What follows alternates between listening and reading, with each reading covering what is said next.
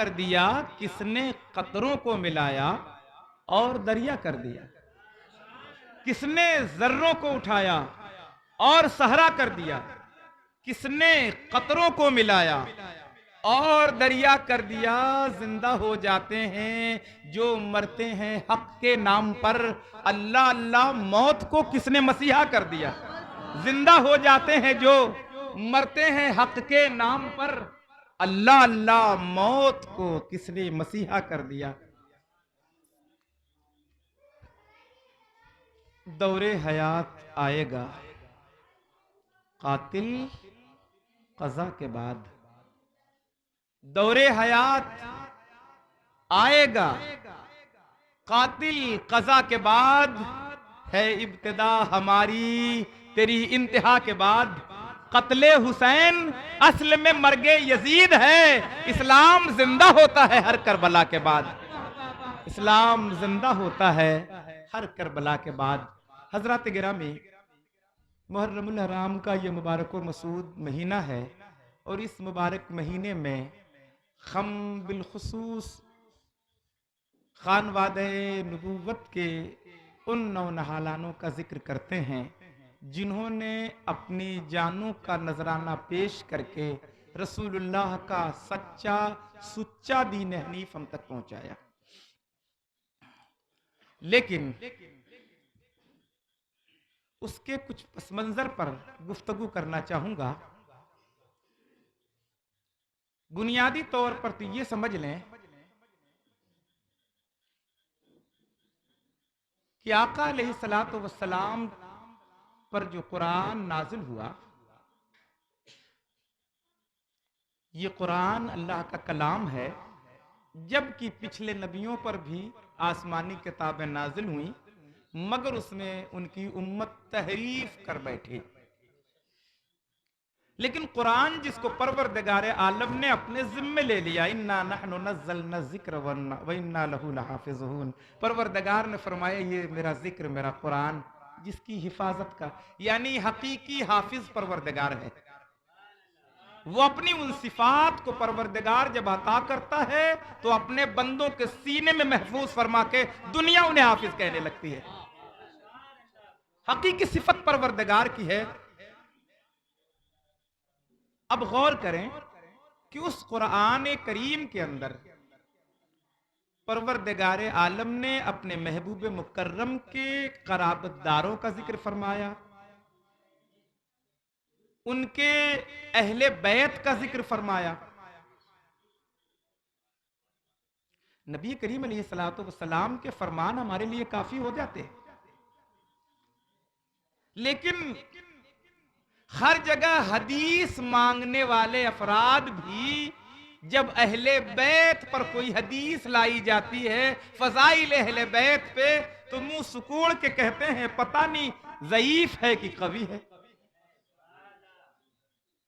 इसलिए रब्बुल आलमीन तो आलिमुल गैब व शहादा है। वो जिनकी शान और अजमत को बढ़ाना चाहता है उसे कायनात में कोई नहीं घटा सकता।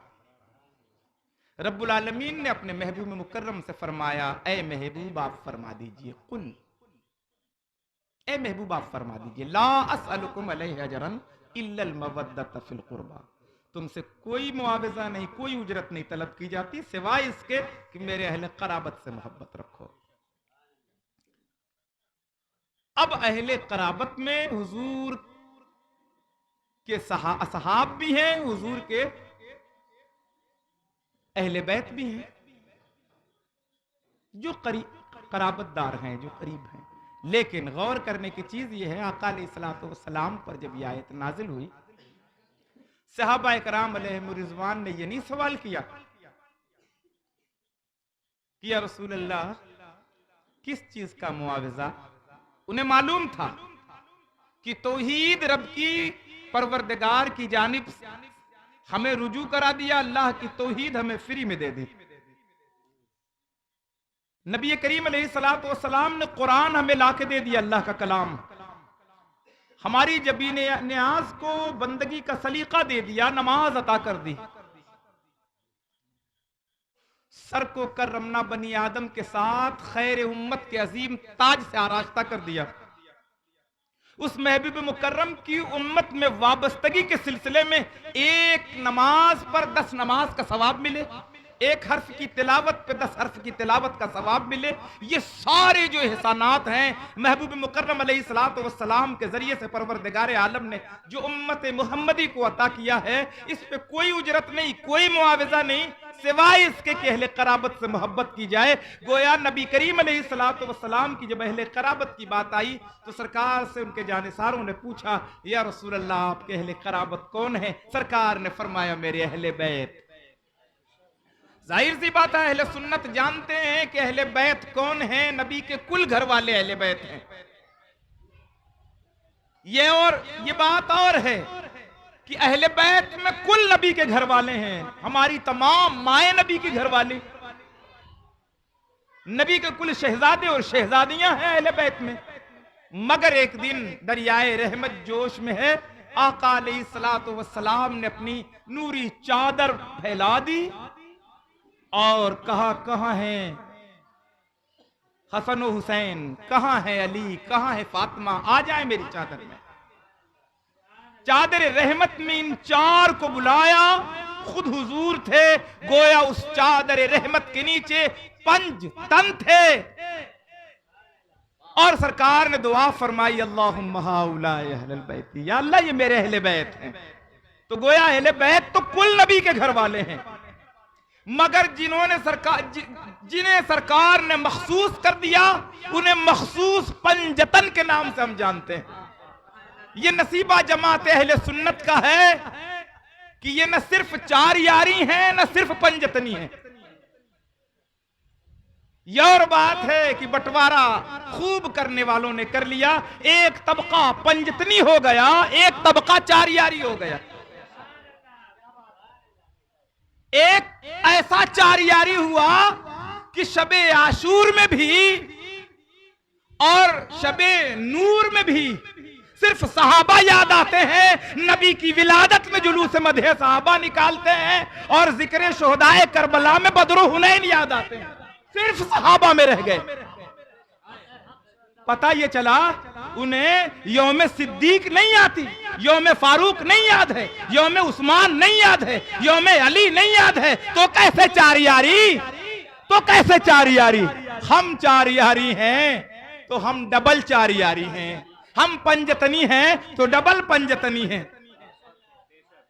ये 5 तन कैसे हो गए? ये 5 तन कैसे हो गए? नबी के अलावा तो 4 ही हैं, नबी के अलावा तो 4 ही हैं, अली और फातिमा, हसन और हुसैन। जब नबी को शामिल किया तो 5 तन हो गए। जरा गौर करो, नबी को जोड़कर 5 तन होते हैं, नबी के अलावा 4 होते हैं। तो 4 यार तो दर पे भी मिले, 4 यार तो घर पे मिले। हमारा सिलसिला 4 यारियों में देखो तो दोनों तरफ मिलते हैं। अबू बकर, उमर, उस्मान, अली, ये 4 दर पे हैं। अली और फातिमा, हसन और हुसैन, ये 4 घर के हैं। इधर नबी को जोड़ो तो इधर पंजतन, उधर नबी को जोड़ो तो उधर पंजतन।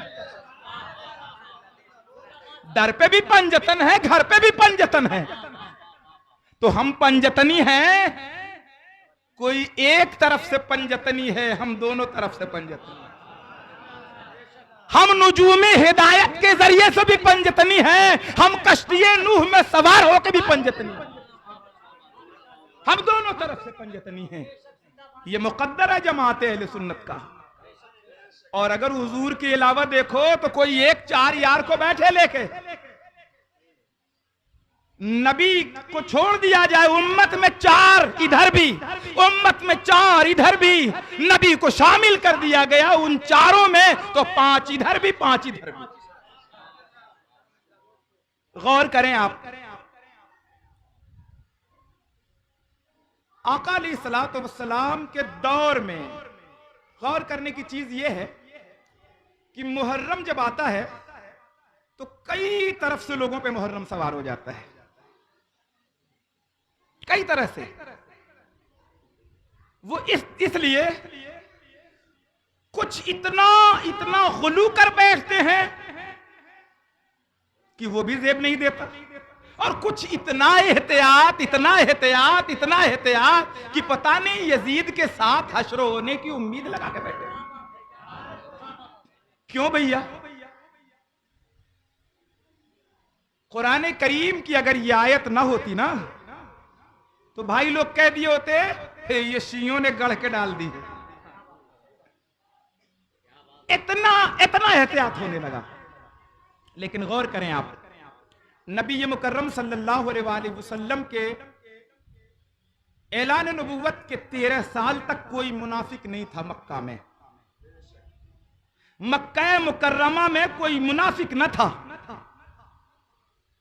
मुनाफिकत करने की गुंजाइश क्या थी? ये शहादत गहे उल्फत में कदम रखना है। लोग आसान समझते हैं मुसलमान होना। इतनी मुश्किलात का सामना मक्का में करना पड़ा अला कलमतुल्लाह के लिए। रेतीली संगलाख जमीन पे घसीटा जा रहा है, बालों को पकड़ के सीने पे चक्कियां रखी जा रही है, नमाज एलानिया तौर पे पढ़ने की इजाजत नहीं दी जा रही है, रास्ते में कांटे बिछाए जा रहे हैं। कितनी मुश्किलात का सामना था। इसलिए वहां कोई मुनाफिकत क्या कर लेता, जो था वो सब मोमिन था। लेकिन जब मदीना पाक में आका सल्लल्लाहु अलैहि वसल्लम तशरीफ ले गए और वहां पे भी अहले ईमान का एक इज़्दिहाम हो गया, दाखिल इस्लाम हो गए।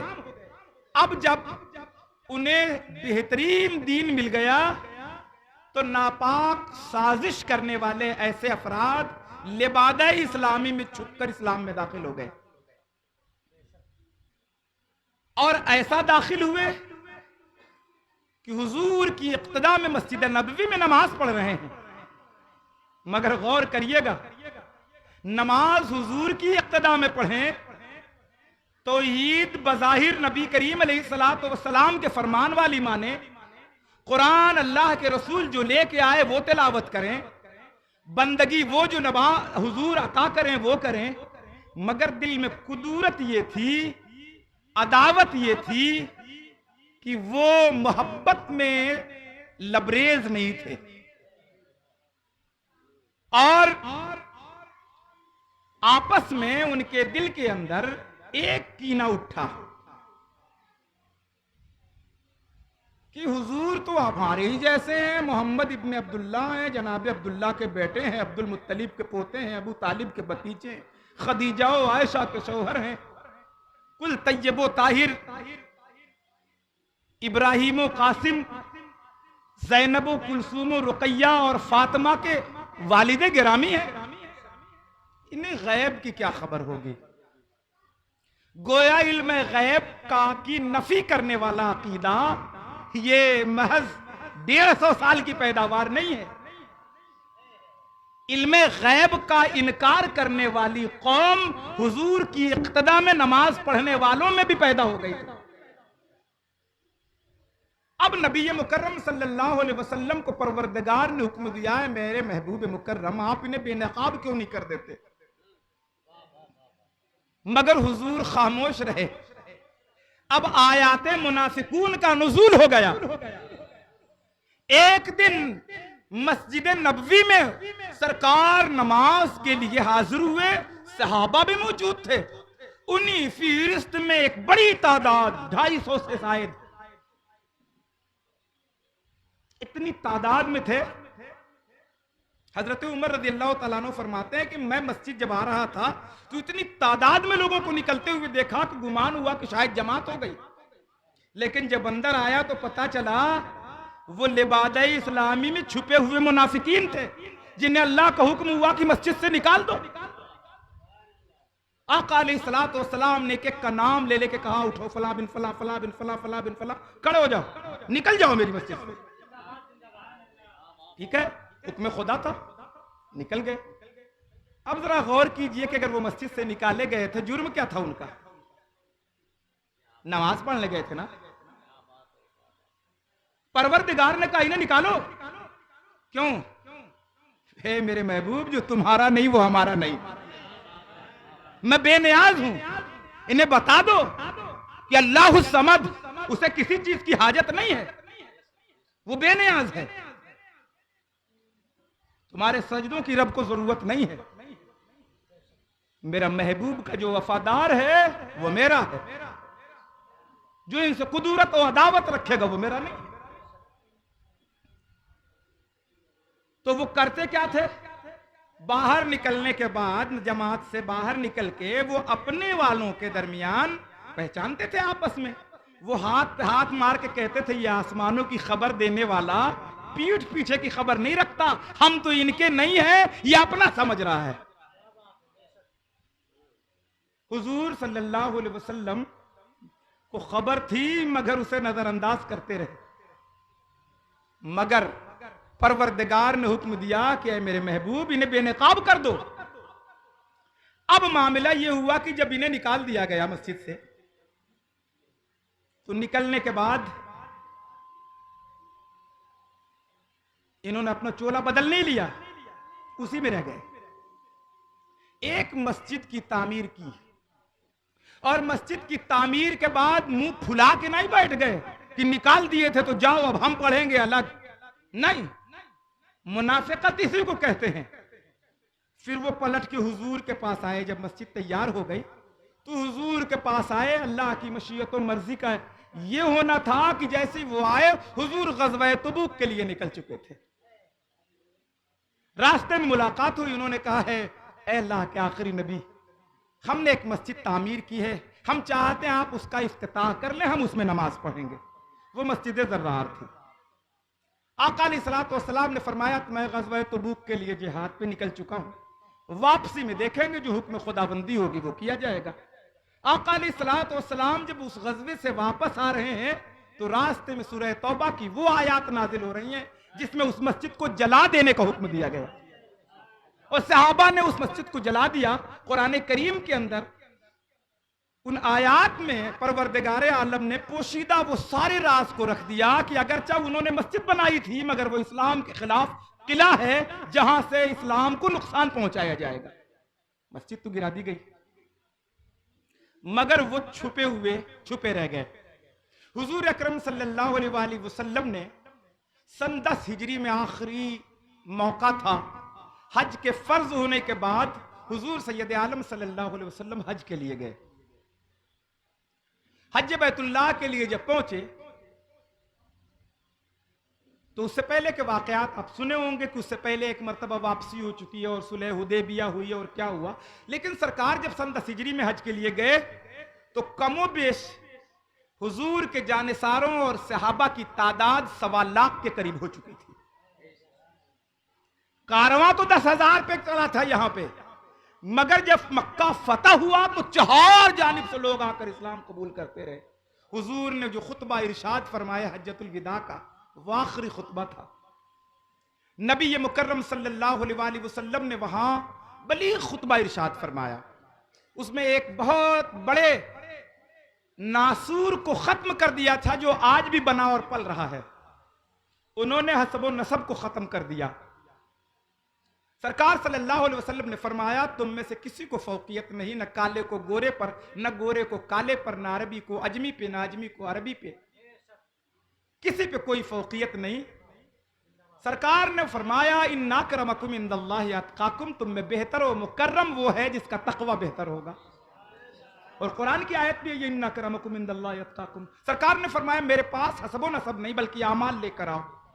मगर इन तमाम बातों के बावजूद, उन तमाम बातों के बावजूद आका अलैहिस्सलातु वस्सलाम ने उसी खुतबे में आखिर में जब सबको मसावात का दर्स दे दिया, उसमें क्योंकि हुक्म खुदा भी तो था, ए महबूब आप फरमा दीजिए कि तुमसे कोई मुआवजा नहीं तलब किया जाता सिवाय इसके कि मेरे अहले कराबत से मोहब्बत रखो। गोया उस मोहब्बत के मिशन को बाकी रखने के लिए, इसलिए कि फरमाने रब्बी है अहले कराबत से, सरकार ने फरमाया मैं तुम्हारे दरमियान 2 भारी चीजें छोड़े जा रहा हूं। अब गौर करें कि मसावात के बाद भारी चीजें हैं तो गोया सब बराबर, मगर उनमें ये बड़ी है मोहतरम है। उन भारी चीजों में सरकार सल्लल्लाहु अलैहि वसल्लम ने फरमाया एक किताबुल्लाह है और दूसरी इतरत है। गोया अल्लाह के रसूल सरवरे कायनात सल्लल्लाहु अलैहि वसल्लम ने अहले बैत अतहार की मोहब्बत को और किताबुल्लाह को दोनों को रख दिया और कहा इन्हें मजबूती से थामे रहोगे, कभी गुमराह ना होगे। मकसूद क्या था? अलामतें जाहिर करने के लिए, हक को पहचानने के लिए ये दो अलामतें चाहिए। जहां किताबुल्लाह और इतरत रसूलुल्लाह दोनों पाई जाए वही गुमराही से बचेगा। रूए जमीन पर न जाने कितने फिरके बन गए, 73 की तादाद होके रहेगी, नबी ने फरमाया है। अब गौर करें, सरकार ने फरमाया है जब कि इतनी तादाद होगी तो होगी, मगर हुजूर ने फरमाया था कुल्लू फिन्नार, सब जहन्नम में जाएंगे इल्ला मिल्लतों वाहिदा, सिवाय एक के। फिरके जहन्नम में जाएंगे, मिल्लत एक जगह रहेगी। तो हुजूर के इस फरमान पर गौर करते हुए ये बात गौर तलब है, ये अहदे रिसालत की बात है और ये सारी चीजें उस दौर में हुई। अब अलामतों को पहचानने की जरूरत है। वाक़या करबला और सानहे करबला से पहले इस पस मंजर को इसलिए जोड़ देना चाहता हूं कि न राफजियत की तरफ जाइए, न खारजियत की तरफ जाइए, न नासिबियत की तरफ जाइए, बल्कि अहले सुन्नत के खाने में रहने के लिए पूरे पस मंजर को गौर से देख लीजिए आप। तो नबी करीम अलैहिस्सलातु वस्सलाम ने फरमाया इन दोनों चीजों को जो मजबूती से थाम लेगा वो गुमराह नहीं होगा। हम नजर उठा के देखते हैं, एक तबका सिर्फ कुरान को थामे बैठे, अहले बैत को छोड़ बैठा है। एक तबका अहले बैत को इतना मजबूती से थाम लिया कि हाफिज तक नहीं होते, कुरान नहीं पढ़ा। तो एक सिर्फ अहले बैत को पकड़ लिया, एक कुरान को पकड़ लिया। सरकार ने फरमाया जो दोनों को पकड़ेगा वही कामयाब होगा। ये नसीबा जमाते अहले सुन्नत का है, न कुरान को छोड़ा न अहले बैत को छोड़ा, नहीं छोड़ा इन्होंने। तो अब कहने का मतलब यह है, नबी करीम अलैहिस्सलातु वस्सलाम ने पहचान करवा दिया, मगर उस दौर में भी मुनाफिकत ईमान की तरफ नहीं आई, शिर्क ईमान की तरफ आया, कुफ्र ईमान की तरफ आया, यहूदियत और ईसाइयत ईमान की तरफ लौटी, लेकिन निफाक भी अपनी जगह बाकी रहा। हुजूर अकरम सल्लल्लाहु अलैहि वसल्लम हज्जतुल विदा के बाद जब तशरीफ लाए तो सिर्फ 3 महीने का और वक्फा मिला हयाते जाहिरी का, जो सहाबा के दरमियान बनफ्से नफीस नजर आते थे। यानी सरकार अलैहिस्सलातु वस्सलाम जिलहिज में वहां से रवाना हुए तो अब मुहर्रम, सफर और रबीउल अव्वल।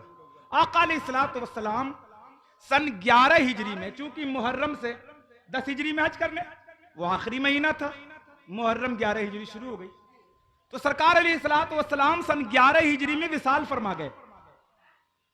11 हिजरी में जैसे ही हुजूर विसाल फरमाए तो एक तबका खड़ा हो गया। गोया अभी तो नबी मुकर्रम अलैहिस्सलातु वस्सलाम के इल्मे गैब पर उंगली उठाने वाला था जिन्हें मस्जिद से निकाला गया था। अब वो तबका एक झूठा मुद्दई नबुव्वत तलाश कर बैठा और मुसैलिमा किज़्ज़ाब को नबी बनाकर पेश करने लगा। वो कौन थे? वो वही थे जो नबी के इल्मे गैब पर एतराज कर रहे थे।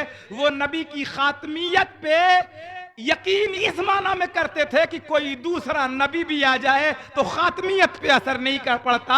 गोया अगर किसी बंद दारुल उलूम से कोई फतवा निकले, वहां से अगर ऐसा कुछ नजरिया कायम हो तो ये घबराने की जरूरत नहीं है। ये अकीदा उनके पूर्वजों का है जो जनाबे सिद्दीक अकबर के दौर में मुसैलिमा किज़्ज़ाब ने अता किया था,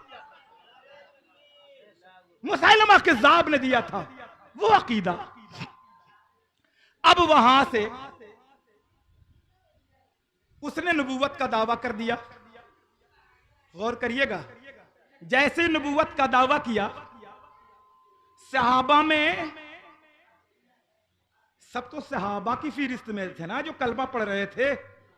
हुजूर अकरम सल्लल्लाहु अलैहि वसल्लम से जुड़े हुए उनके दौर में 3 तरह के लोग थे। देखा तीनों ने, एक देखकर भी जहन्नमी, एक सिर्फ देखकर ही जन्नती हो गया। सहाबा, अगर कोई सहाबी रसूल का मकाम यानी रसूलुल्लाह पर ईमान की हालत में हुजूर का एक दीदार गौसे आजम से भी बड़ा बना देता है। हर सहाबी, अदना से अदना सहाबी भी गौस से बड़ा है, आबिद शब जिंदादार से बड़ा है। कोई फज्र के बाद इस्लाम कबूल करे और जुहर से कब्ल इंतकाल कर जाए, उसे नमाज का मौका न मिले, रोज़ा का मौका मिले, न हज का मौका मिले, न ज़कात का मौका मिले, न कोई आमाले सालिहा का मौका मिले, सिर्फ ईमान मिला मोहब्बत रसूल में, एक लम्हे का वो गौसे आज़म से बड़ा हो गया। समझ में आया कि मोहब्बत का म्यार कितना है। वरना अबू लहब घर में होकर चचा होकर वासिले जहन्नम हुआ। तो गोया हुजूर का देखना सहाबी नहीं बनाता, कलमा पढ़कर देखना भी सहाबी नहीं बनाया। अब्दुल्ला बिन उबई को देखो, इब्ने मुगीरा को देखो, वो कुल जमाअते मुनाफिकून को देख लो, कलमा भी पढ़े, नमाज भी पढ़े, रोजा भी रखे, हुजूर के पीछे रहे, हुजूर के देखते रहे, मगर वो भी जहन्नम के सबसे निचले तबके में मुनाफिकीन को डाला जाएगा। गौर करें तो उसने मुसैलमा किज़्ज़ाब की एक बड़ी फौज तैयार हो गई। हजरत अबू बकर सिद्दीक रदियल्लाहु ताला अन्हु को भी खलीफा बनाया गया है। गोया मुसलमानों के दरमियान जब ये तबका गुमराही की तरफ गया तो हजरत खालिद इब्न वलीद रदियल्लाहु ताला अन्हु को मुंतखब किया गया। किस लिए मुंतखब किया गया? जंग के लिए। 10,000 सहाबा इकराम अलैहिम रिज़वान हैं, 10,000 सहाबा मौजूद हैं जो खालिद इब्न वलीद रदियल्लाहु ताला अन्हु के साथ हो गए और उन्हें भेज दिया गया मुसैलमा कज़्ज़ाब के उस फितने से जंग करने के लिए। मैदाने जंग में जब लोग निकले तो ये इस्लाम की पहली जंग थी जिसमें तलवारें निकलकर फिर अंदर चली गई थी एक लम्हे के लिए। क्यों? बद्र में, खैबर में, खंदक में, हुनैन में, तबूक में, तमाम गज़वात व सरियात में जिसमें आका अलैहिस्सलातु वस्सलाम बनफ्स नफीस हाजिर रहे, सहाबा इकराम अलैहिम रिज़वान थे। मैदान में इत्माम हुज्जत के बाद जब मैदान में कोई जाता तो एक नारा बुलंद करता हुआ जाता, अल्लाहु अकबर कह के मैदान में निकलता था। मद्दे मकाबिल अल्लाहु अकबर नहीं कहता था। तो ये फर्क हो जाता था कि जो अल्लाहु अकबर कह रहा है वो मुसलमान है, जो अल्लाहु अकबर नहीं कह रहा वो मुसलमान नहीं है। लेकिन जब मुसैलमा किज़्ज़ाब के फितने के बाद हजरत खालिद इब्न वलीद की फौज ने अल्लाहु अकबर कह के आगे मैदान कारज़ार में कदम रखा तो मद्दे मकाबिल भी अल्लाहु अकबर कह दिया। क्यों? घर ही वाले थे। अब उधर से भी अल्लाहु अकबर, तलवारें अंदर चली गई कि हम किससे लड़ने आए हैं? अहले ईमान से लड़ेंगे। हजरत खालिद इब्न वलीद रज़ियल्लाहु ताला अन्हु ने रुक्का भेजा और कासिद को कहा, जाओ अमीरुल मोमिनीन खलीफतुल मुस्लिमीन हजरत अबू बकर सिद्दीक रज़ियल्लाहु ताला अन्हु से मसले का हल लेके आओ।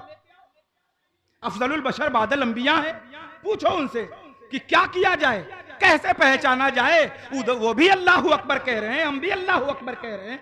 आका अलैहिस्सलातु वस्सलाम के उस जानिसार रफीके गार ने, सिद्दीक़ बावकार ने क्या तारीखी जुमला दिया और कहा, खालिद अगर तुम्हें निफाक नहीं पहचान में आता तो लो, ये एक फार्मूला देता हूं, इसे अपना लो। जब तुम मैदान जंग में तुम अल्लाहु अकबर कह के आगे बढ़ो और मद्दे मकाबिल भी अल्लाहु अकबर कह दे तो तुम दूसरे नारे का इजाफा करना और या मुहम्मदा कहना, या मुहम्मदा कहना। मद्दे मकाबिल ये नारा नहीं लगाएगा, मद्दे मकाबिल ये नारा नहीं लगाएगा। ये इम्तियाज अहले हक है जो आज रुए जमीन पर इम्तियाज अहले सुन्नत कहा जाता है। तमाम फिरके हैं, खानदानों के नारे लगेंगे, या मुहम्मदा और या रसूल अल्लाह के नारे सिवाय जमात अहले सुन्नत के कहीं नहीं लगने वाले। गौर करिए, इल्ला मिल्लतुन वाहिदा, कुफ्र से कुफ्र बगल गिर हुआ जाता है, क्यों नहीं होते मुसलमान से मुसलमान भी करीब। मेयार देखें आप, गौर करें आप, पस मंजर को देखें, हम चेहरे को बेनकाब करना चाहते हैं, चेहरे को बेनकाब करना चाहते हैं। आप गुरूह बंदियों को ना देखें, मदरसों के झगड़े ना समझें, नजरियात को देखें, किसका कनेक्शन कहां से है। आपको इससे कोई मतलब नहीं कि वो किस अकीदे से ताल्लुक रखता है, उसका तरीका किससे जाके मिलता है, ये देखना है। मैं इसे मिलाना चाहता हूं। मुसैलमा किज़्ज़ाब का फितना उठा। हजरत खालिद इब्न वलीद रज़ी अल्लाह ताला अन्हु ने जब मैदान जंग में दोबारा अल्लाहु अकबर कहा, मद्दे मकाबिल भी अल्लाहु अकबर कहा, इन्होंने कहा या मुहम्मदा हो, सामने वाला खामोश हो गया। पूरे जंग में मैं या मुहम्मदा हो, या रसूल अल्लाह हो, ये जुमला, ये नारा बुलंद होता रहा। गोया ये नारा अहले सुन्नत ने किसी मौलवी के नहीं लिया, ये अहले सुन्नत ने सहाबा से लिया है, जिसको सरकार ने फरमाया था, जिसे सरकार ने फरमाया था अलैकुम बिसुन्नती व सुन्नतिल खुलफाइर राशिदीन, यानी वो सुन्नत जो मेरी है वो भी सुन्नत है, मेरे सहाबा की सुन्नत भी मेरी ही सुन्नत है।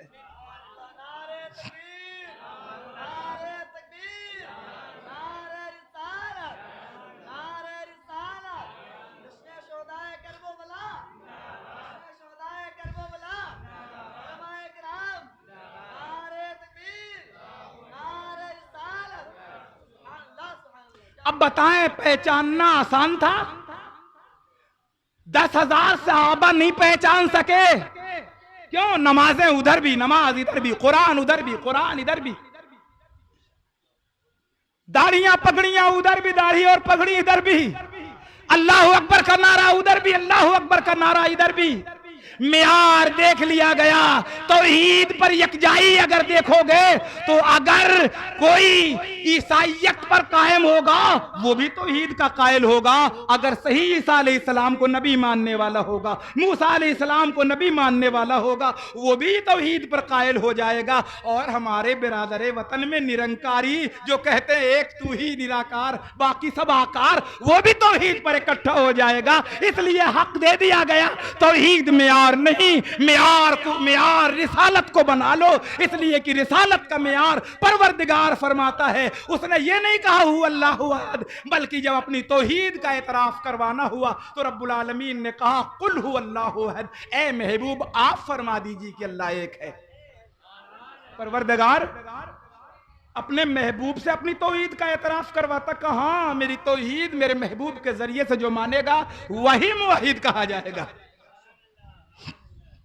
तो गोया ये नारा बुलंद हुआ। गौर करें कि जिन्हें सहाबा नहीं पहचान सके, पहचान क्या बनी? या मुहम्मदा। ये एक पहचान बनी ईमान और निफाक की। सन 13 हिजरी में सैयदना अबू बकर सिद्दीक रज़ी अल्लाह ताला अन्हु का विसाल हो गया, बल्कि उनकी शहादत सिर्री हुई। वो जो जहर सांप का गार में आ गया था, शहादत सिर्री पाई उन्होंने, वो असर कर गया। क्योंकि शहादत का बड़ा मकाम है। उसकी वजह क्या है? जो लोग नबी वली को मरकर मिट्टी में मिल जाने वाला कहते हैं, उनकी जुबान में इतनी दम नहीं है कि वो शहीद को मुर्दा कह दें। क्यों?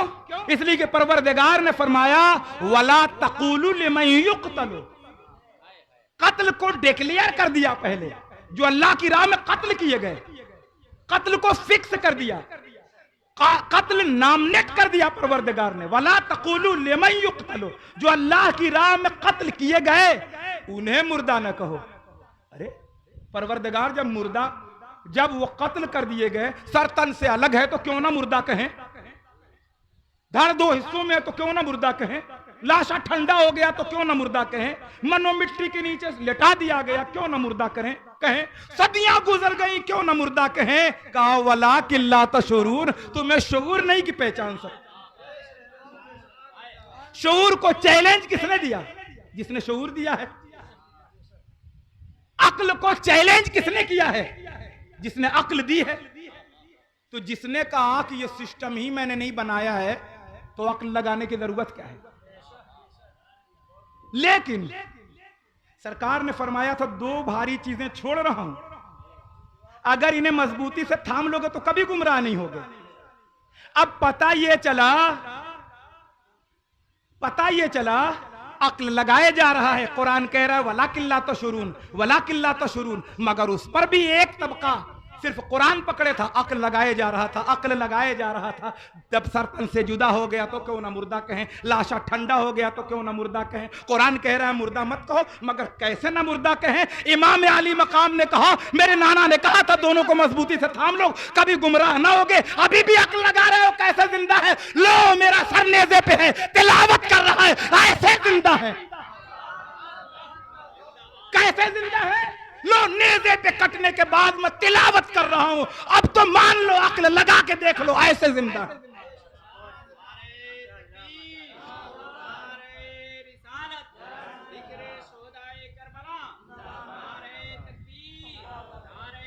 ऐसे जिंदा है।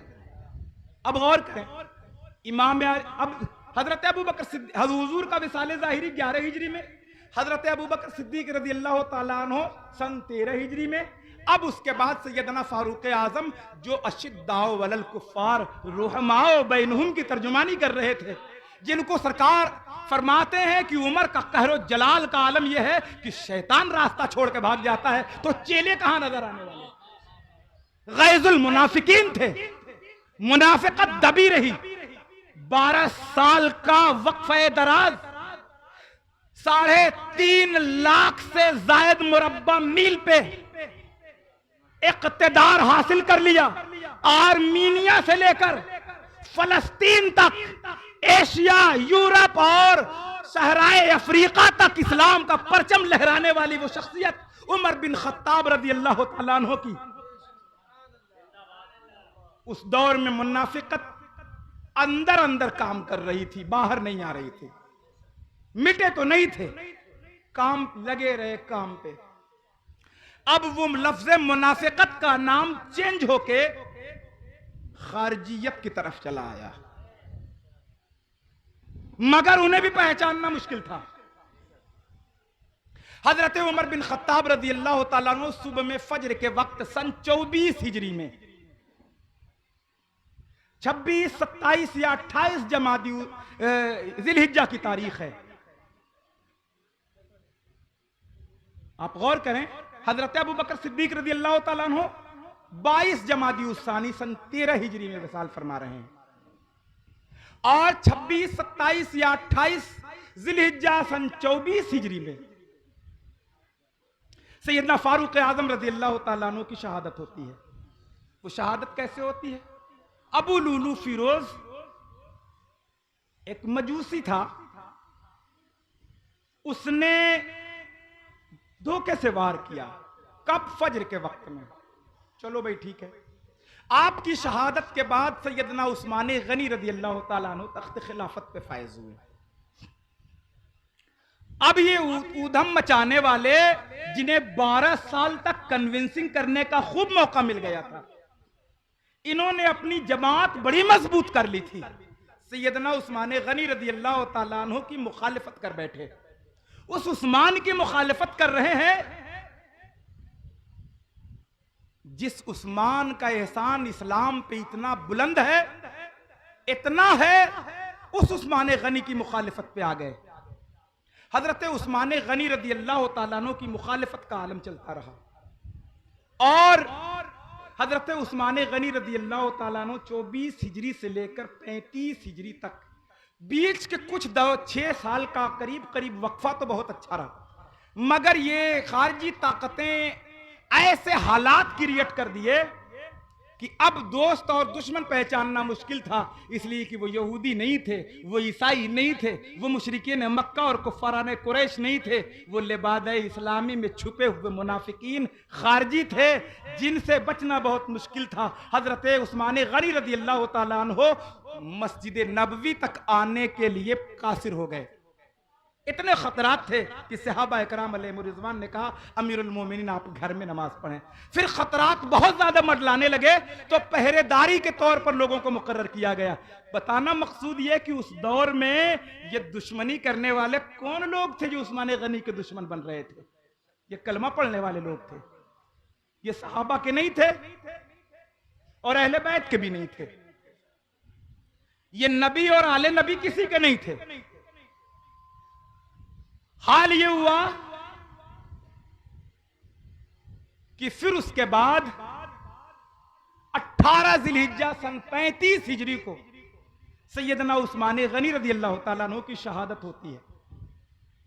शहादत ऐसी दर्दनाक शहादत, आप हालते रोजा में हैं, रोजे से थे, उस दिन नफली रोजा रखा था, अलैहिस्सलातु वस्सलाम ख्वाब में आ गए और पूछा हजरत उस्मान से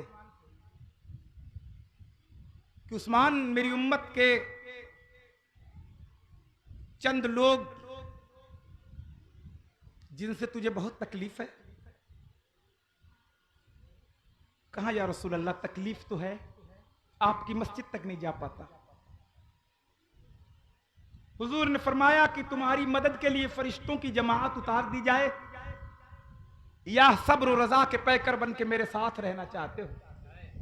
हजरत उस्मान गनी ने फरमाया, मुझे किसी मदद की अब जरूरत नहीं है, मैं तो या रसूल अल्लाह आपके साथ आना चाहता हूं। सरकार ने फरमाया कि फिर उस्मान आज इफ्तार पे इंतजार रहेगा, इफ्तार मेरे साथ करना है, हौज़े कौसर पे इफ्तार जन्नत में मेरे साथ होगा। हजरत उस्मान गनी रज़ी अल्लाह तआला अन्हु ने यह बात चंद सहाबा पहुंचे उनसे बता भी दिया था।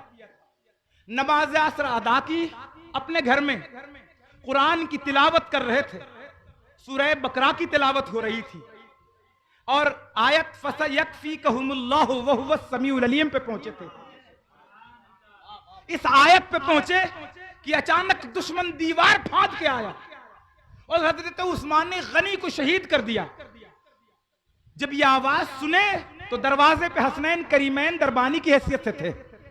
उन्हें क्या मालूम था कि आने वाला चोर दरवाजे से आएगा, चोर ये दरवाजे पर थे, लेकिन जैसे ही अंदर आते हैं मुंह छुपाए हुए था, वो भाग निकले, पहचान न सके। हजरत उस्मान जामिल कुरान कामिल हयाए वली कान थे, उन्होंने कुरान को नुस्खा बना दिया था, उनके हाथ में कुरान था। गोया हजरत उस्मान की शहादत तिलावत करते हुए और खून कुरान पे गिरा। सरकार फरमाते हैं अल्लाह की राह में शहीद होने वाला उसी हाल में उठेगा जिस हाल में शहीद किया गया, और उसका खून जिस जगह पे गिरा है वो हिस्सा गवाही देगा। जरा कुर्बान जाइए उस्मान गनी की शहादत पर भी। क्या हजरत उस्मान गनी उठेंगे तिलावत करते हुए? क्यों? तिलावत करते हुए शहीद हुए और उस जगह वो हिस्सा गवाही देगा जहां खून गिर जाए शहीद का। हजरत उस्मान का खून तो कुरान पे गिरा था, कयामत में उस्मान गनी की शहादत की गवाही कुरान देगा। वो उस्मान गनी, बताओ कि वो कौन लोग थे। अब मामला ये हुआ कि शहीद तो कर दिया हजरत उस्मान गनी को, ये इतने मुनाफिक थे कि इन्हें पहचानना बहुत मुश्किल था। कितना मुश्किल था? जनाबे अली मुर्तजा के पास आ रहे हैं और जनाबे अमीर मुआविया के पास जा रहे हैं, दोनों तरफ जा रहे हैं, और जाने के बाद दोनों को लड़ा दिया इन्होंने। उधर जाके कह रहे हैं कि किसास मांगो, इधर आके कह रहे हैं वो खिलाफत के दावेदार कैसे हो गए। और दोनों तरफ इन खारजी फितने ने इतना वर्गलाया कि मुशाजरात सहाबा अमल में आई। जंग सिफ़ीन और जंग जमल, दो जंगे एक गलत फहमी पैदा करके सहाबा के दरमियान करा दी गई। जमात अहले सुन्नत का मौकिफ यह है कि यह खारजी फितनों की वजह से था। अल्लाह दोनों पर अपना रहम फरमाए। लेकिन हजरत अलीउल मुर्तजा रज़ी अल्लाह ताला अन्हु की शहादत सन 40 हिजरी में हो जाती है, 19 रमजानुल मुबारक। अब गौर करें, हजरत अलीउल मुर्तजा की शहादत कहां हो रही है? मस्जिद में। मस्जिद में कौन गया था? यहूदी गया था? ईसाई गया था? नहीं, पहली सफ में था, इमाम के पीछे खड़ा था, नाम अब्दुल रहमान इब्न मुलजिम है। सजदे में अली मुर्तजा जा रहे हैं और हजरत अली पे वार कर रहा है, शहीद कर रहा है। गौर करिएगा, अहले बैत के दुश्मन उस दौर में भी थे, सहाबा के दुश्मन उस दौर में भी थे। अब इस मेयार को मजबूती से थाम के रखिएगा। जो उस दौर में जात के दुश्मन थे, जो उस दौर में उनकी जात के दुश्मन थे, वो इस दौर में उनकी याद के दुश्मन है। जो उस दौर में उनकी जात के दुश्मन थे, वही इस दौर में उनकी याद के दुश्मन है। जो उनसे दुश्मनी रख रहे थे जाती, आज उनके याद की दुश्मनी रख रहे हैं। उस दौर में उसकी जात में जात के साथ होना था, आज याद के साथ होना है। कल जात के साथ वफादारी थी, आज याद के साथ वफादारी है। इसलिए हम नबी की विलादत भी मनाते हैं, सहाबा की शहादत भी मनाते हैं, अहले बैत की और शोहदाए करबला की शहादत भी मनाते हैं, वलियों की विलायत की तारीख भी मनाते हैं, उर्स भी मनाते हैं। हम तमाम यादों को, इसलिए कि हम अपना रिश्ता उनसे मजबूत रखते हैं। एक तरीका यही है। पस मंजर, ये मुझे उम्मीद है कि आपको ये मौजू जरा खुश्क लगा होगा, इसलिए कि आप सोचे होंगे कि अभी नॉन स्टॉप मैदान करबला में उतर जाऊं और तलवारें चलाना शुरू कर दूं। तो मैं ये चाह रहा था कि आपको हमेशा सुनते रहे हैं, एक नॉलेज की शक्ल में आपको देना चाह रहा था। इसलिए कि एक मैसेज, अल्हम्दुलिल्लाह देर हो गई है, कुछ लोग इस वजह से चले गए, लेकिन जो लोग बैठे हैं, भाई जाहिर सी बात है कि हर एक की कोई ना कोई मजबूरी होती, कुछ लोग देर तक नहीं जग पाते या सवेरे उठना है, तो कोई शिकायत नहीं है वो अगर चले गए, देर हो गई। मैं बताना ये चाह रहा था कि पस मंजर आप देखें, हुजूर अकरम सल्लल्लाहु अलैहि वसल्लम के दौर से लेकर करबला की तारीख तक ऐसे चंद लोग थे जो इस्लामी लिबादे में थे। आज मैं उसी का खुलासा करना चाहूंगा। फिर हजरत इमाम, जब हजरत अलीउल मुर्तजा की शहादत 47 हिजरी में हो गई,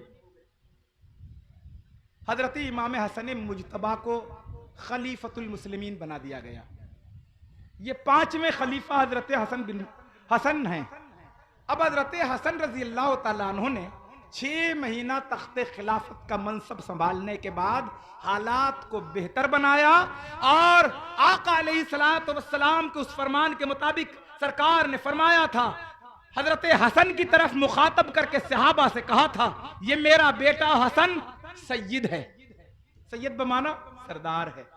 ये इस्लाम के 2 ग्रोह में सुलह कराएगा। क्या कहा था? इस्लाम के 2 ग्रोह में। गोया हजरत अमीर मुआविया रदियल्लाहु ताला अन्हु, हजरत अली रदियल्लाहु ताला अन्हु के दरमियान जो 2 ग्रोह हो गया था, हजरत इमाम हसन मुजतबा ने सुलह करा दी। सुलह हसन हो गई और फिर हजरत अमीर मुआविया रदियल्लाहु ताला अन्हु को उन्होंने मनसब हिबा कर दिया और कहा, आप ही तख्त खिलाफत पर फायज हो जाएं। गोया हजरत हसन मुजतबा ने अपनी खिलाफत जनाब अमीर मुआविया को दे दी और फिर 10 साल तक रहे। हजरत इमाम हसन मुजतबा सन 50 हिजरी में इन्हें शहादत हो रही है, इन्हें जहर दिया जा रहा है। इन्हें जहर देने वाला कौन था? जिनकी दावत में गए, क्या किसी यहूदी ईसाई की दावत में गए थे? जाहिर सी बात है कोई अपना लिबादा तो अपना ही बनाया था। एक चीज ध्यान में रखिएगा, अक्सर व बेशतर खारजियत के फितने ने एक बहुत बड़ा तबर्रा किया है इसके अंदर, और माज़अल्लाह इमाम की बीवी पे बुहतान और इल्जाम लगा रहा है। गोया उसने अहले बैत अत्हार से बुग़्ज़ व अदावत का एक बेहतरीन नुक्ता निकाला था और वरगला कर अहले बैत अत्हार पर कीचड़ उछालना चाहा है। जाहिर सी बात, हजरत हसन की बीवी है तो वो अहले बैत में है, और अहले बैत की तहारत और पाकीज़गी की गारंटी कुरान ने लिया है। आयात ततहीर में परवरदिगार ने गारंटी ले लिया है। इसलिए ये कहा जाए कि हजरत हसन की बीवी का शाज़बाज था। गोया एक तरफ इमाम को मजलूम दिखाकर उनकी बीवी पे बोहतान लगाना, जमात अहले सुन्नत इस पर बिल्कुल कतई तौर पे इत्तेफाक नहीं रखती। जिसे हजरत इमाम हसन ने छुपा लिया, हम उसे छापने की कोशिश नहीं करते। बस बात खत्म हो गई। अब गौर करें, हजरत इमाम हसन सन 50 हिजरी में हजरत इमाम हसन ने सुलह की थी, अगर हुसैन को इक्तदार की ख्वाहिश होती तो फौरन कहते भैया हसन तो इंतकाल कर गए, शहीद हो गए, अब लाओ, खिलाफत तो भैया ने दिया था ना, अब मेरा आ गया हिस्सा। लेकिन उन्होंने नहीं मांगा, नहीं मांगा खिलाफत, खलीफा तस्लीम कर लिया जनाब अमीर मुआविया को। यजीद तख्त खिलाफत पे बैठा, कब बैठा? सन 60 हिजरी में। 50 हिजरी में हजरत हसन मुज्तबा की शहादत हो गई, सन 60 हिजरी में जनाब अमीर मुआविया की शहादत हो गई, वह इंतकाल हो गया उनका। जनाब अमीर मुआविया का इंतकाल 22 रजब सन 60 हिजरी को हुआ। उसके बाद यजीद तख्त खिलाफत पे बैठ गया और रवायतों में आता है कि खिलाफत के मनसब पे फायज होने के बाद वो हज के लिए आया या उम्रा के लिए आया। मक्का मुकर्रमा से फिर मदीना पाक गया। जब मदीना गया तो खिलाफत का दावेदार था हजरत इमाम हुसैन, उससे मिलने चले गए उसके कमरे पे जहां वो रुका हुआ था। उसके साथ जाहिर सी बात है कि उसके साथ एक टोली थी। जब पहुंचे तो अजीब तरीके की बू महसूस हुई। उन्होंने पूछा ये बदबू कैसी है? तो उस मलून ने इमाम पाक से क्या कहा? कहा शहजादे ये शाम में बनती है, ये शाम में बनती है, एक आध कश लोगे? इमाम पाक ने कहा ला हौल वला कुव्वत, हम तो उसे देखना भी पसंद नहीं करते। अब बताएं कि उसकी शराब नोशी का अंदाज और बेबाकाना और जुरात मंदाना अंदाज, मदीना पाक में बैठकर शराब पीना इमाम ने देख लिया था। अब इमाम उसे खलीफा कैसे तस्लीम कर लेते? इमाम को कोई जाती दुश्मनी न थी, नबी का खानदान कुर्बानी देने वाला है, उन्होंने यह कभी दावा नहीं किया।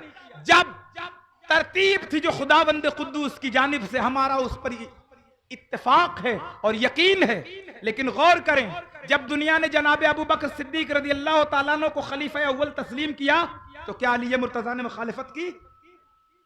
हजरत उमर फारूक रज़ी अल्लाह तआला अन्हु को जब मुंतखब किया खलीफा दोम तो क्या जनाब अली ने मुखालिफत की? नहीं। उस्मान गनी को जब तीसरे नंबर पर मुंतखब किया तो क्या जनाब अली मुर्तजा ने मुखालिफत की? नहीं। जब अली मुर्तजा को खुद बना दिया गया तो क्या इस पर बहुत खुश हो गए थे? नहीं, अपने मनसब को निभाने में लगे रहे। हजरत हसन मुज्तबा को बनाया गया तो उन्होंने उठा के दे दिया, कहा ये हुकूमतें हमें क्या चाहिए, मेरे नाना ने तो हमें जन्नत की सरदारी दी है।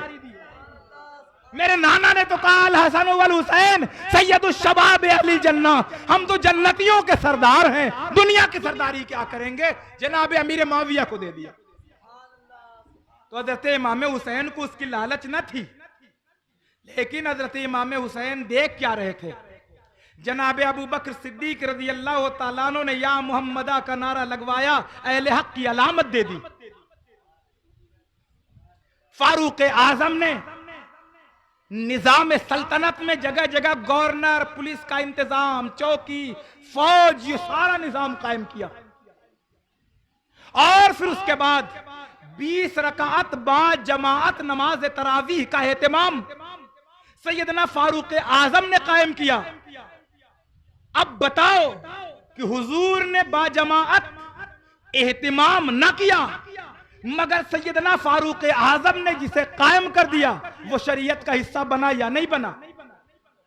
हजरत उस्मान गनी का दौर आया, अजान जुमा में एक और अजान, खुतबे जुमा से पहले एक अजान का इजाफा जनाबे उस्मान गनी ने कर दिया।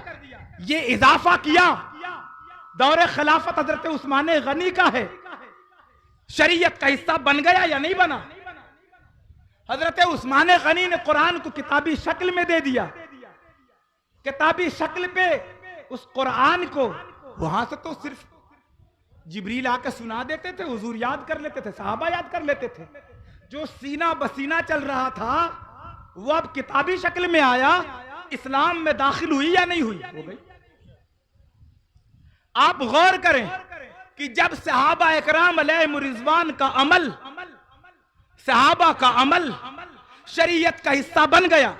खलीफतुल मुस्लिमीन का के मनसब पे जो फाइज है, सहाबा का अमल शरीयत का हिस्सा बन गया। इमाम देख रहे थे अगर यजीद की खिलाफत को मैं तस्लीम कर लूंगा तो शराब शरीयत में जायज या मुबाह सूरत पा जाएगा, मुहर्रमात का निकाह शरीयत में मुबाह सूरत पा जाएगा। इस वजह से वरना जान बचाना आसान था, बैयत कबूल कर लेते जान बच जाती।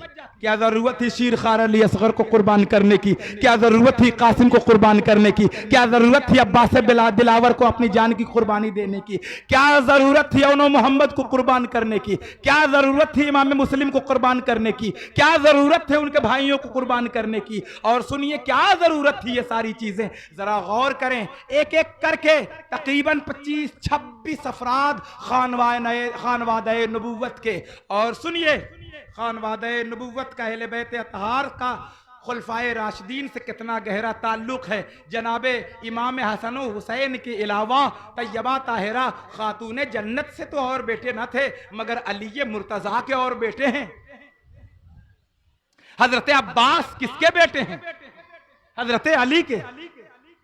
हजरत अब्बास का नाम तो आता है, मगर हजरत अली के बेटे हजरत हसनैन करीमैन के भाई में एक भाई का नाम अबू बकर भी है, एक भाई का नाम उमर भी है, एक भाई का नाम उस्मान भी है। अरे अजमत सहाबा पे भौंकने वाले लोगों गौर करो, वो अली नाम अपने बेटे का अबू बकर रखता है, वो अली जो अपने बेटे का नाम उमर रखता है, वो अली जो अपने बेटे का नाम उस्मान रखता है। इसलिए अहले सुन्नत का है बेड़ा पार, असहाबे हुजूर नज्म है और नाव है रसूलुल्लाह की। हम अहले बैत और सहाबा को उसी अंदाज में मानते हैं। जरा गौर करें कि करबला में ये सारे नाम शहीद हुए। शोहदाए करबला की फहरिस्त निकाल कर देखेंगे तो शहीदों में अबू बकर भी मिलेंगे, उमर भी मिलेंगे, उस्मान भी मिलेंगे, अली तो है ही। हजरत इमाम हुसैन ने अपने 3 बेटों में तीनों का नाम अली रख दिया, तीनों का नाम अली रख दिया। तफरीक के लिए अकबर औसत असगर रख दिया। हमारे इलाके में भी क्या कहते हैं ना, छोटका बड़का बिचलका कह लेते हैं ना, है ना। ऐसे ही अरबी लफ्ज में छोटे बड़े और हजरत अली अकबर शहीद हुए, हजरत अली असगर भी शहीद हुए, हजरत अली औसत जिन्हें इमाम ज़ैनुल आबिदीन कहा जाता है। गौर करें आप, तो मैदान करबला में करबला तक पहुंचने के लिए हमने पसमंजर बताया कि पहचानना मुश्किल था कौन अपना कौन पराया। हजरत इमाम हुसैन को जब मदीना पाक में यजीद की तरफ से हुक्मनामा आया कि इनकी बैयत कर लिया जाए, ये वाकया आप सुन रहे हैं, वाकया निगारी नहीं करना चाहता। मदीना पाक में नोमान बिन बशीर गवर्नर हैं, उनके पास जब ये पैगाम आया और हजरत इमाम को बुलाया गया, अदब एहतराम के साथ दारुल हुकूमत में अपने गवर्नर हाउस में बुला के कहा था, लेकिन इमाम पाक ने कहा बताएं मैं कैसे बैयत। ये बैयत क्या थी? मुरीद होना था? नहीं, वोट देना था। ये भी गौर करिएगा, ये बैयत वोटिंग थी। यजीद को वजीर आजम मानना था। अब गौर करें, इमाम अली मकाम ने हालात के पस मंजर में जंग का ऐलान चाहते तो कर देते, मगर नहीं किया उन्होंने। मक्का चले आए। मक्का आए जब, तो यहां पे भी फिर कूफियों के खतूत आने लगे। खत्म किया जाए, कूफियों के खतूत आने लगे, बस अब खत्म ही करूंगा। कूफियों के खतूत आने लगे। जब कूफियों के खतूत आने लगे तो इमाम अली मकाम ने जंग का इरादा नहीं किया, बल्कि अपने चचाजाद भाई मुस्लिम बिन अकील को भेजा, हालात का जायजा ले लिया। ये वही कूफा वाले हैं जिनकी बदहदी का हाल ये है कि इनके वालिद गिरामी जनाबे अली मुर्तजा को मस्जिद में शहीद किए थे। ये वही कूफा वाले हैं जो इनके बड़े भाई हजरत इमाम हसन मुजतबा को जहर देकर शहीद किया गया था। और ये वही कूफी हैं जो इमाम मुस्लिम के साथ बदअहदी कर रहे हैं। बज़ाहिर 40,000 आ रहे हैं और रकात 3 पूरी हो रही है मगरिब की, सब गायब हो जा रहे हैं। इमाम हुसैन के साथ जो कुछ हुआ वो आपने देख लिया। मैदान करबला में एक एक करके लोगों को शहीद करना पड़ गया। इमाम अली मकाम मैदान करबला में अपने पावर का इस्तेमाल नहीं किया उन्होंने, क्यों नहीं किया? रब्बुल आलमीन ने उन्हें वहां एक इम्तिहान गाह में उतार दिया था। उनकी निगाह अल्लाह के उस कुरान की उस आयात पर चली गई। जब उनको 22,000 के लश्कर जर्रार ने खौफ ज़दा करने की कोशिश की, उतनी देर में एक तरफ से निदा आ रही है कि हुसैनियों पर पानी बंद कर दिया जाए। जब उन्होंने देखा कि 22,000 का लश्कर जर्रार खौफ ज़दा भी कर रहा है, नहरे फुरात पे पहरा भी लगा दिया गया है, तो नबी ने अहले बैत और कुरान दोनों को हमारे लिए दिया था ना, इसलिए अहले बैत की निगाह कुरान पे हमेशा पड़ती। इमाम आली मकाम की निगाह इंतखाब कुरान की उस आयत पे चली गई। किस जगह पे चली गई?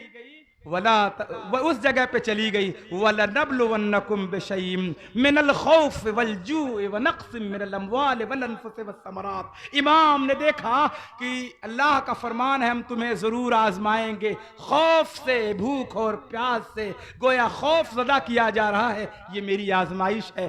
पानी पे पहरा लगाया जा रहा है, गोया मेरी आजमाइश है। अब जानो माल का नुकसान होगा, ये मेरी आजमाइश होगी। मगर इस आजमाइश, इस इम्तिहान में पर्चा मुझे आसानी से हल कर देना है। अगर मैं कामयाब हो गया तो कुरान कहता है वबश्शिरिस साबिरीन अल्लज़ीना इज़ा असाबतहुम मुसीबा, बशारत और खुशखबरी का ऐलान करेगा परवरदिगार। ऐलान जो बशारत और खुशखबरी का है उन लोगों के लिए है जो लोग इन मुसीबतों पे सब्र कर लें, लेकिन सब्र करके खामोश न रह जाएं। कालू कहें क्या? इन्ना लिल्लाहि व इन्ना इलैहि राजिऊन, यानी अल्लाह मैं भी तेरी अमानत हूं, तेरी तरफ लौट के आने वाला हूं। तब परवरदिगार फरमाता उलाइका अलैहिम सलवातुम मिर रब्बिहिम व रहमा व उलाइका हुमुल मुहतदून, उन्हीं पे अल्लाह की रहमतें और बरकतें हैं, वही हिदायत याफ्ता लोग हैं। गोया इमाम आली मकाम ने इम्तिहान में पावर नहीं सलाहियत दिखाई जाती है, वरना हुसैन पर पानी बंद किया गया था, हुसैन हुक्का पानी बंद कर देते। फुरात, दरियाए फुरात खैमे हुसैनी में आ जाता। अरे जब हुसैन वहां इस्तिकामत दिखा रहे थे, सब्र कर बैठे, जब उन्हीं की आल से हिंदुस्तान में आया गरीब नवाज, 700 साल के बाद आया, पोतों के परपोतों का परपोता आया, गुलामों के गुलामों का गुलाम आया।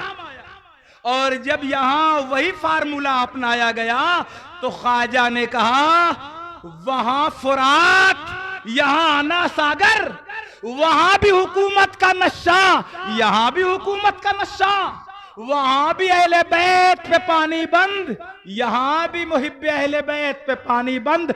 मगर सुन ले, वहां इस्तिकामत थी, यहां करामत है।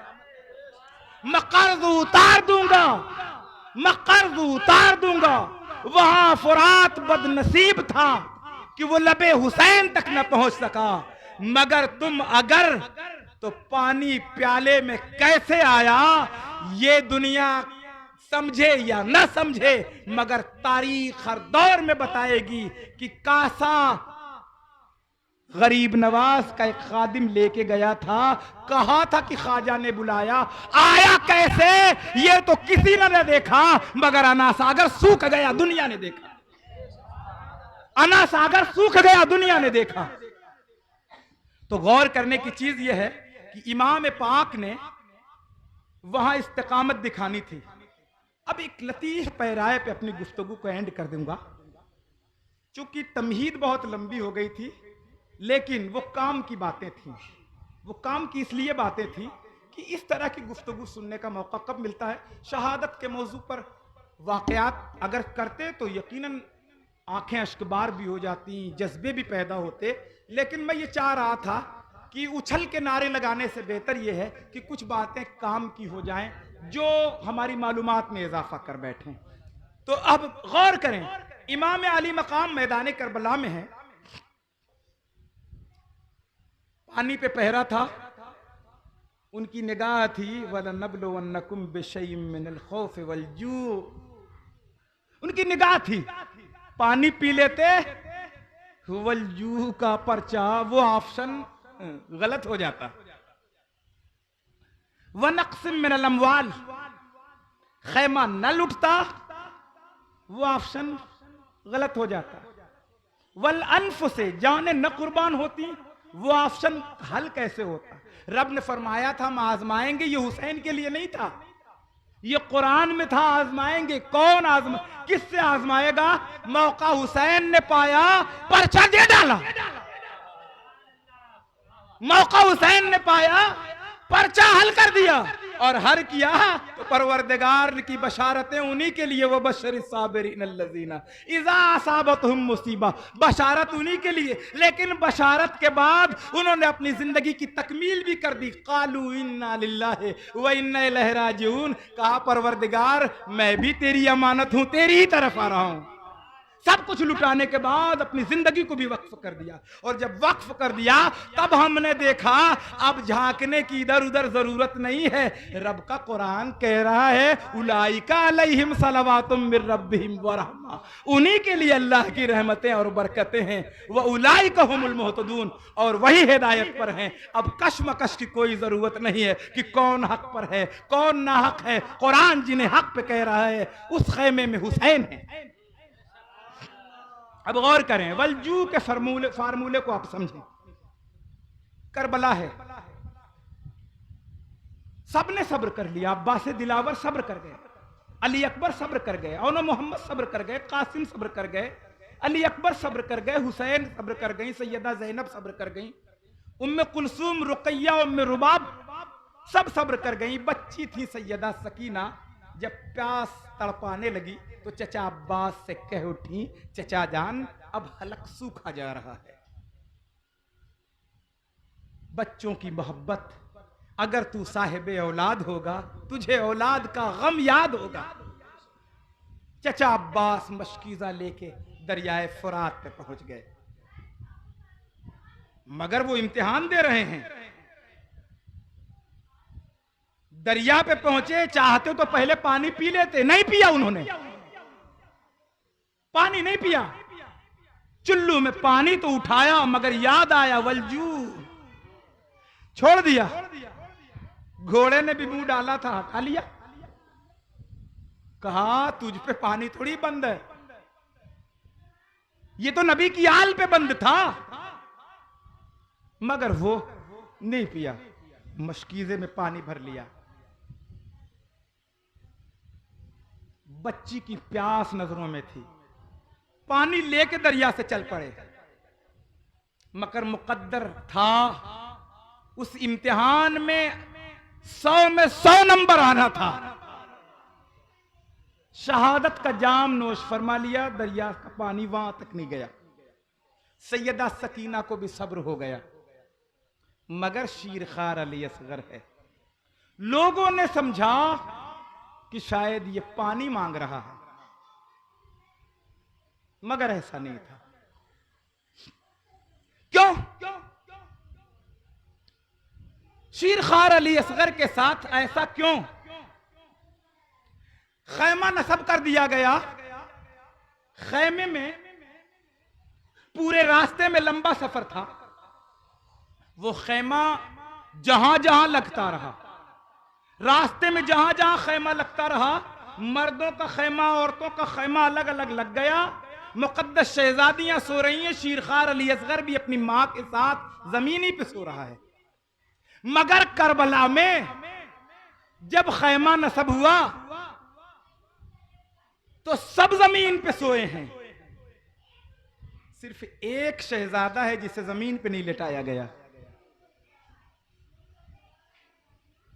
तमाम के तमाम जमीन पे आराम कर रहे हैं, मगर इमाम कासिम को, वो असगर को,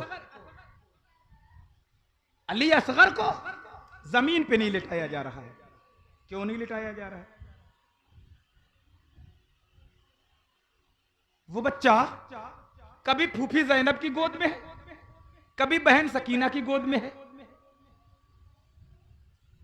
कभी मां शहर बानो की गोद में है, कभी उम्मे रुबाब की गोद में है, कभी इमाम हुसैन की गोद में है, कभी अली अकबर, अली असगर और मोहम्मद कासिम की गोद में है। और जब गोद से हटता तो एक झूला बनाया गया था, 2 लकड़ियां दोनों तरफ गाड़ के उसमें रस्सी और चादर लगा के एक झूला बना दिया गया था। जब उस बच्चे को गोद से हटाया जाता तो झूले में लिटा देता। करबला में पानी सब पर बंद है, अली असगर को झूले में लिटाया गया। गौर करने के बाद उस नतीजे पे पहुंचे, एक गुमान जाता है, इम्तिहान था, पानी न पिएंगे तुम्हें आजमाया जाएगा भूख और प्यास से, पानी न पिएंगे इसलिए पावर न दिखाएंगे, सलाहियत दिखाएंगे, इस्तिकामत दिखाएंगे, सब्र रजा के पैकर बन जाएंगे। मगर हमारा फहमो इदराक इन आयात को समझ रहा है, इसलिए हम सब्र कर रहे हैं। अली असगर को इसलिए न लेटाया गया कहीं बच्चा इस मफहूम को न समझ पाए और एक ठोकर मारे और नया चश्मा ज़मज़म उबल पड़े। इसलिए कि एक मौका और आया था, इसी के जद्दे करीम थे, सैयदना इस्माइल अलैहिस्सलाम थे, मैदान मक्का है, खाने काबा के हुदूद में है, सफा और मरवा की वादी के करीब है, शीर खारी की उम्र है, हलक सूख उठा, मां कभी सफा पे जा रही हैं, कभी मरवा पे आ रही हैं, कभी सफा पे जा रही हैं, कभी मरवा पे आ रही हैं, तलाश आब में चक्कर लगा रही हैं। बेटे ने देखा कि बहुत चक्कर लगा चुकी हैं, पावर दिखाना चाहिए, ठोकर मारा, चश्मा ज़मज़म उबल पड़ा। कहीं शीर खार अली असगर ये देखकर कि सक्काए सकीना भी नाकाम होके आ रहा है तो कहीं ठोकर न मार दे, इसलिए इमाम आली मकाम ने झूले में रखा था कि हम इस्तिकामत के पहाड़ बनकर कहीं यहां नया चश्मा ज़मज़म न उबल पड़े। जरा गौर करें, इमाम आली मकाम ने कितने मुहतात अंदाज में अपनी कुर्बानियों को पेश किया। तमाम कुर्बानियों के बाद ये कम बड़ी बात नहीं थी कि जब हजरत अली असगर को मैदान में जाने की ख्वाहिश होने लगी, तलवार उठाने के लायक तो नहीं, 6 माह का बच्चा है, पैरों पे खड़ा होने के लायक नहीं, लोगों ने सोचा कि प्यास से रो रहा है। बच्चे जब रोते हैं, आपने उनकी कंडीशन देखी है, जब बहुत छोटे बच्चे होते हैं तो वो अपने इतना जोर लगाते हैं, कभी उनकी मुट्ठी बंद होती है कभी खुलती है, जोर लगाने में मुट्ठी बंद होती है खुलती है। शायर ने बड़ी अच्छी अक्काशी की है, खुलती है बंद होती है असगर की मुट्ठियां, खुलती हैं बंद होती हैं असगर की मुट्ठियां। 6 माह के अली को भी तलवार चाहिए। मैदान कारजार में निकलने की अब उनको तैयारी थी। इमाम आली मकाम से सैयदा ज़ैनब ने, अली असगर की फूफी ने कहा, भैया जरा इन जालिमों से कह दो कि हुलूक़ में असगर में पानी, लेकिन उन्हें मालूम नहीं अली असगर किस दर्जे किस मनसब पे फायज होना था। यहां से रोते हुए गए, प्यास से अगर जो बच्चा रो रहा है तो तीर से मुस्कुराएगा। तारीख गवाह है, एक हुर था जो इमाम आली मकाम का गुलाम बन गया, एक हुर था जो गुलाम हुसैन बनकर आजाद हो गया, जन्नती बन गया। एक हुर मुला था, एक हुर था जो जन्नती हो गया, एक हुर मुला था जो अली असगर के ऊपर तीर मार के जहन्नमी हो रहा। अब उसके बाद गौर करें, आखिर में इमाम की शहादत के पस मंजर को आप देखें। हजरत इमाम अली मकाम मैदान कारजार में जाने की तैयारी है, सारे लोग शहीद हो चुके हैं। सैयदना इमाम ज़ैनुल आबिदीन, इमाम औलिया औसत हजरत इमाम हुसैन के बेटे 14 साल की उम्र है, शिद्दत का बुखार है, खेमे में लेटे हुए हैं। नकाहत और कमजोरी की बुनियाद पर भी उठना चाहे, इमाम ने कहा, बेटे एक महरम चाहिए इन्हें वहां तक ले जाने के लिए, इसलिए तुम्हें मैदान में जाने की इजाजत नहीं देता। मैदान कारजार की तरफ इमाम अली मकाम निकलना चाह रहे हैं। मुकद्दस शहजादियां एक दूसरे को देख रही हैं, एक सिस्की का माहौल है मगर सब्र का कि पैकर बनी है, दर्द भी है, गम भी है, मगर सब्र इस्तक़लाल की बुनियाद पे खामोश हैं, चीखें नहीं निकल रही हैं। इमाम अली मकाम घोड़े पर सवार होने से पहले अपने नाना जान के अमामे को अपने सर पे बांधा है, अपनी अम्मी जान के दुपट्टे को कमर में पट्टा बांधा है, अपने बाबा जान की तलवार जुल्फ़िकार हैदरी जो हर दौर में अपना जौहर दिखाती रही, मैदान बद्र में जो जौहर दिखाती थी, शाह मर्दा शेर यज़दा कुव्वत परवरदिगार ला फता इल्ला अली ला सैफ इल्ला जुल्फ़िकार, वो जुल्फ़िकार हैदरी हाथ में ले ली है। जुल्जनाह पे इमाम अली मकाम खड़े हो सवार हो गए हैं। सैयदा ज़ैनब ने कहा, भाई सबकी रिकाब कोई थामता रहा, हम आपकी रिकाब थामे? कहा नहीं, ये शहजादियाने इस्लाम का मुक़द्दस काफ़िला है, तुम पर्दे की हालत में घर में रहो, मैं तन्हा मैदान कारज़ार में जाऊंगा। हजरत इमाम अली मकाम घोड़े पे सवार होके जैसे घोड़े को एड़ लगाना चाहा है कि अचानक घोड़ा रुक जाता है। इमाम कहते हैं, आखिर तू क्यों डर गया? आगे नहीं जाना चाहता? क्यों नहीं जाना चाहता? हिनहिनाहट की आवाज पे मुंडी हिला रहा है। इमाम और आगे बढ़ाना चाह रहे हैं, घोड़ा आगे बढ़ने का नाम नहीं ले रहा है, दोनों पांव को उठा रहा है, मगर पिछले पांव को जामिदो साकित रखे हुए है, इमाम की तरफ इशारा कर रहा है, मुड़ के पीछे देखें कौन है। जब इमाम अली मकाम ने मुड़ के देखा, घोड़े से उतर गए सैयदा ज़ैनब थी, जो दोनों घोड़े के पैरों को पकड़े हुए थामे हुई थी और कह रही थी, बाबा जान आप किसके सहारे छोड़ के जा रहे हैं? जरा गौर करें, सैयदा ज़ैनब हैं जो मैदान कारज़ार में इमाम को बाबा जान किसके सहारे छोड़ के जा रहे हैं। हजरत इमाम अली मकाम उतरते हैं और कहते हैं, अल्लाह रसूल की अमानत बना कर जा रहा हूँ। मैदान कारज़ार में जाने के बाद इमाम पाक ने हर एक को तहे तेगी से किया था कि तारीख ये कहने पर मजबूर हो गई थी कि अगर इमाम हुसैन की तलवार को अगर अजान का वक्त न होता तो शायद इसको रोकना मुश्किल हो जाता। ज़रा गौर करें, जो ज़ेरे खंजरे कातिल अदा नमाज करे, नमाज ऐसे नमाजी पे क्यों ननाज करे? चार जानिब से तीरों का मीह बरसाया जा रहा है, शिमरे लई हालत सजदा में सीने पे आके सवार हो रहा है। इमाम पाक रकात के एक सजदे को मुकम्मल किए हैं और हालत सजदा में वो वार कर रहा है और जामे शहादत इमाम पाक नोश फरमा रहे हैं और इमाम ने वो सजदा अदा करके अपनी अम्मी जान की उस ख्वाहिश को पूरा कर दिया जो उनकी माँ हमेशा दुआ करती थी, ऐ परवरदिगार एक रात इतनी तवील कर दे कि तेरे महबूब की बेटी जी भर के सजदा कर ले। इमाम अली मकाम ने कहा, अम्मी जान मेरे नाना ने फरमाया था जो जिस हाल में शहीद होगा उसे हश्र के दिन उसी हाल में उठाया जाएगा। ले तेरा बेटा एक सजदा करबला में कर रहा है और इतना लंबा सजदा है कि जब ये सर उठाएगा सजदे से तो हंगामे महशर बपा होगा। इमाम अली मकाम को सजदे के बाद तारीख़ करबला मुकम्मल हो जाती है। फिर उसके बाद गाजियान इस्लाम के उस कार्य को शाम ले जाया जाता है। माबाद करबला किसी मौके पर बयान किया जाएगा और उसके बाद उस वक्त के हालात कैसे हैं। 72 नुफुसान कुदसिया की शहादत के बाद जंगो जिदाल का ऐसा पस मंज़र हुआ कि वाक़ई हुर्रा रुनुमा होता है। मदीने पे लड़ाई होती है, मक्का मुकर्रमा की हुर्मत पामाल होती है और फिर मुसाब बिन ज़ुबैर और मरवान के दरमियान जंग होती है। इतनी जंगें होती हैं कि वो जंगों का सिलसिला इतना दराज होता है कि कमोबेश वाक़ई करबला के बाद 1,40,000 इंसानी जानों का खून होता है, जो बड़े दर्दनाक वाक़यात के बाद अगर भाई लोग यजीद को इसमें बचा लेते तो वाक़ई करबला के बाद के वाक़यात में कभी न बचा पाएंगे। अल्लाह करीम की बारगाह में दुआ है, मौला करीम कहने सुनने से ज़्यादा अमल की तौफ़ीक़ अता फरमाए। जो कुछ भी हमने वाक़यात की रोशनी में, तारीख़ की रोशनी में हमने सीखने की कोशिश की है, अल्लाह करीम की बारगाह में दुआ करता हूँ मौला करीम हमें मुहिब्बान अहले बैत में रखे। यकीनन मुझे इस बात का एहसास है कि आपकी ख्वाहिश के मुताबिक तकरीर शायद ना हुई हो, लेकिन मेरा एक मकसूद रहा है कि तकरीर अच्छी लग रही है ये कोई ज़रूरी नहीं है, तकरीर अच्छी हो ये ज़रूरी है।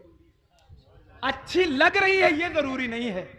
अच्छी हो ये जरूरी है। अक्सर होता क्या है, कभी कभी बड़ी दंदनाती हुई नॉन स्टॉप तकरीर होती है जो हम कर भी सकते हैं, खूब उछल उछल के नारे लगाए जाते। सुबह में आप एक दूसरे से कहते बड़ी अच्छी तकरीर हुई थी, कोई पूछता कैसी थी, कहा समझ में तो कुछ नहीं आया मगर अच्छी बहुत लग रही थी। तो मैं ऐसा नहीं चाहता कि समझ में, मैं ये चाहता हूं अच्छी भले बहुत ना लगे हो लेकिन बात कुछ समझ में आ जाए। ये मेरा एक मकसूद है, शायद कि उतर जाए तेरे दिल में मेरी बात। इस पैगाम के तहत मैं अपनी गुफ्तगू को करना चाहता हूं और मेरा एक मकसद रहता है, उनका जो काम है वो अहले सियासत जाने, मेरा पैगाम मोहब्बत है जहां तक पहुंचे। हम बताना मकसूद ये करेंगे कि नबी कौनैन सल्लल्लाहु अलैहि वसल्लम के दौर से लेकर हजरत अबू बकर सिद्दीक, हजरत उमर फारूक, हजरत उस्मान गनी, हजरत अलीउल मुर्तज़ा, हजरत हसन मुजतबा और इस दौर के बाद हजरत इमाम हुसैन के दौर तक जो मद्दे मकाबिल आने वाली सरपसंद ताकतें थी वो भी कलमा पढ़ने वाली थी। इसलिए कलमा पढ़ने वाली ताकतें अगर यजीद को रहमतुल्लाह अलैह और रज़ी अल्लाह अन्हु कहने वाले लोग आ जाएं तो हैरान होने की जरूरत नहीं है। ये वही लोग हैं जो हजरत अबू बकर सिद्दीक के दुश्मन थे, उमर फारूक के दुश्मन थे, उस्मान गनी के दुश्मन थे, अली मुर्तजा के दुश्मन थे, हसन मुजतबा के दुश्मन थे, हुसैन आजम के दुश्मन थे, अहले बैत व सहाबा के दुश्मन थे। वही लोग आज भी हैं, लिबादा बदल गया है। वो कल जात के दुश्मन थे, आज याद के दुश्मन हैं। कल जात के साथ जो थे आज याद के साथ हैं। अल्लाह करीम हम सबको शरीयत पर इस्तेकाम अता फरमाए, कहने सुनने से ज्यादा अमल की तौफीक अता फरमाए। वाखिर दावहुम अनिल हम्दुलिल्लाहि रब्बिल आलमीन, अस्तगफिरुल्लाह रब्बी मिन कुल्लि ज़ंबिन व अतूबु इलैह।